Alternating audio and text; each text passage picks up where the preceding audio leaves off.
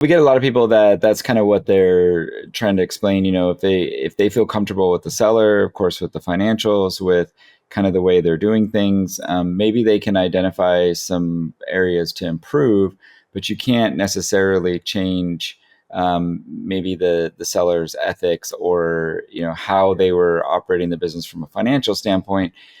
So it sounds like on the first one that you bought, you felt that you were comfortable enough to move forward on it. So maybe walk me through that process, identifying what you felt was a fair price and negotiating the actual purchase price. Maybe walk me through a little bit of that and kind of tell some listeners what you focused on and what you think are some items that definitely need to be focused on during that process. Sure. Well, the first thing was for me to even select a business, right? Like, is this the right thing for me? And how do you know that? You've never operated or bought a business. You have no idea, like, is this good or bad? So for first thing for me was to say, okay, can I operate this business? Do I bring anything to the table? After I talked to the sellers, then this is a clothing brand, a women's fitness and fashion brand that I acquired, the first one. And I had no idea about leggings or how Lululemon would operate or anything like this. So I'm like, and it's not very kind of appealing. I'm not innovating anywhere. I'm not maybe creating a multi-billion-dollar app somewhere. It's not fancy in a way like that. So I was very hesitant. And then the sellers, when I talked to them, they were the face of the company in a way. And they were doing a lot of self-marketing. And I thought, how would I sell women's apparel? I have no idea. Right. And then if I do, then I'm adding a lot more cost by getting models and people like that to come over. And what would that look like? I have no idea. I kind of turned my brain off a little bit for that part. And I said, hey, anything's a good business. Does it make money? And if it's a good ethical business that runs clean, what are the fundamentals of this business?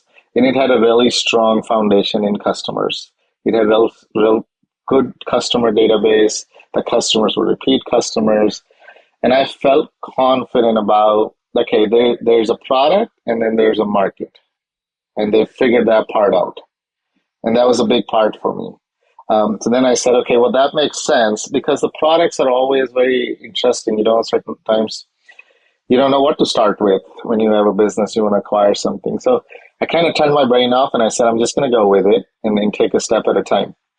So then I did not have any understanding of what the value would be. There was a value that the business was asking because of the broker. And I've heard over time, like, oh, it's a 3 multiple, maybe it's a 4 multiple, maybe it's 3.5. And I'm like, so I put myself in a kind of lower part and a higher part.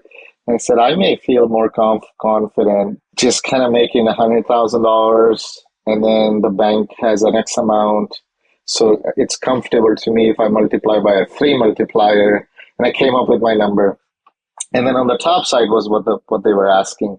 And I think it really then went down to me negotiating and saying, starting from my bottom number and saying, hey, here's where my bottom number is. So I put together a letter of intent for them and I offered them the letter of intent. At that time, I really didn't have a lot of idea about a lot of what's in the inventory and all these things.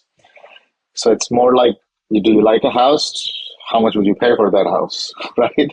Yeah.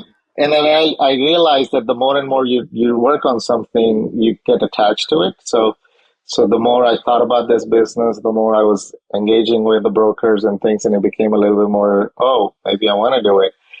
So we settled on a dollar figure, which I thought was kind of in a good spot for them. I always wanted to pay the sellers the fair price also, because I mean, it's their life's work and they're leaving this behind and moving on. So I always thought there's a fair price, but nobody knows what that is, to be honest.